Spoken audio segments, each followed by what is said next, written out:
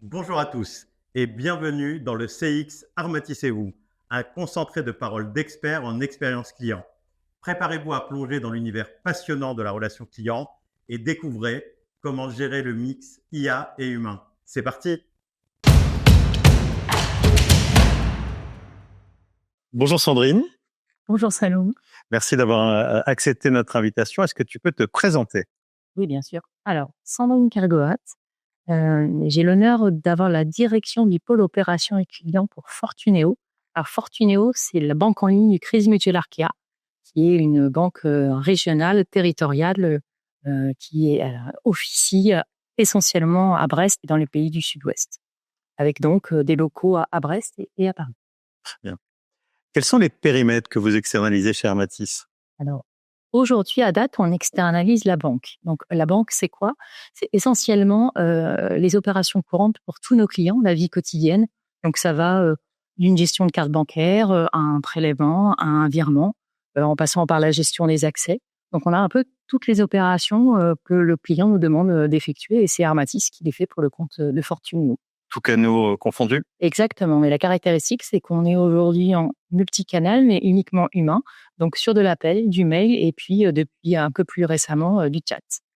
D'autres activités à venir, peut-être? Et d'autres activités à venir, parce qu'on lance à partir du dernier trimestre. Le troisième, on lance en septembre. Le dernier trimestre, l'assurance vie. Donc, ça, c'est une grande première chez Fortuneo. C'est la première fois qu'on externalise l'assurance vie, mais on aime bien externaliser avec vous en premier. Donc, voilà. Merci.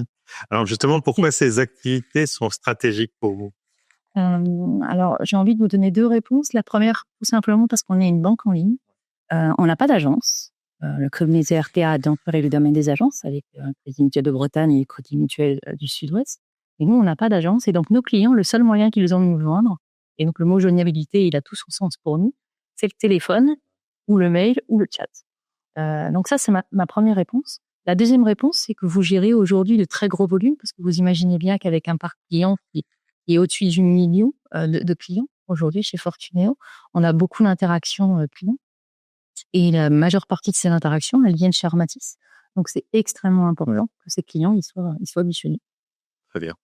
Qu'est-ce qui singularise justement la relation entre Fortuneo et Armatis?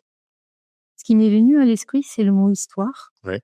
On travaille ensemble depuis 2017. Alors moi, je l'ai pas dit, mais je suis arrivée un peu plus tard. Je suis arrivée en 2021, 22, je sais plus, ça passe trop vite. Et cette histoire, en fait, on l'a construite ensemble, puisque Fortuneo, avant Armatis, n'externalisait rien.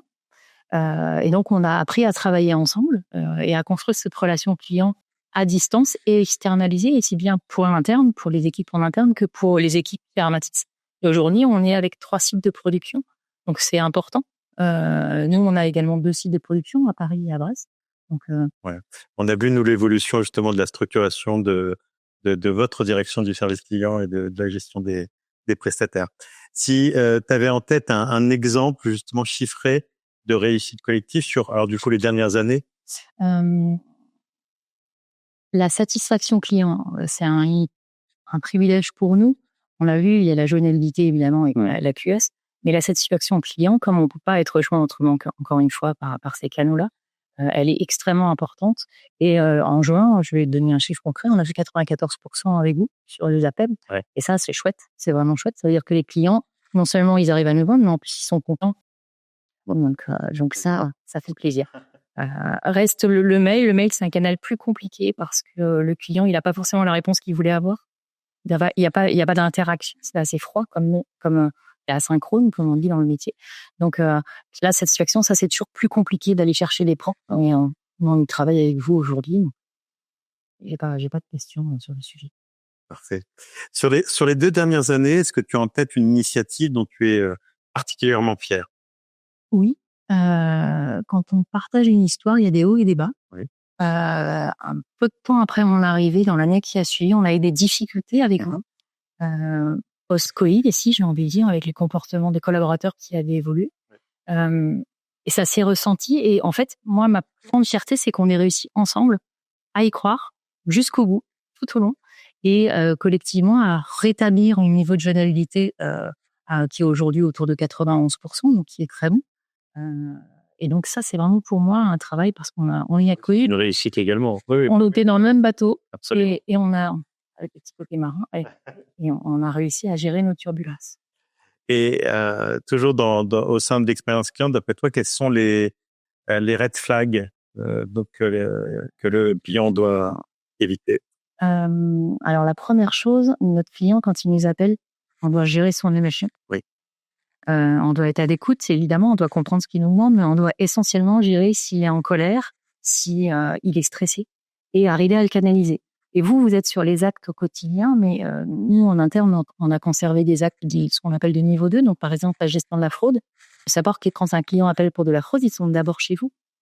Et donc, vous devez gérer avec empathie ce client qui est stressé. On est forcément sur un secteur très réglementé et sur une banque au quotidien pour un client, c'est essentiel. Donc, sa gestion et son angoisse d'avoir qu'on puisse toucher à son argent au plaisir. Patrimoine, son patrimoine, c'est qu'il ne le sache pas, puisque la première chose quand on est fraudé, c'est de compte ça.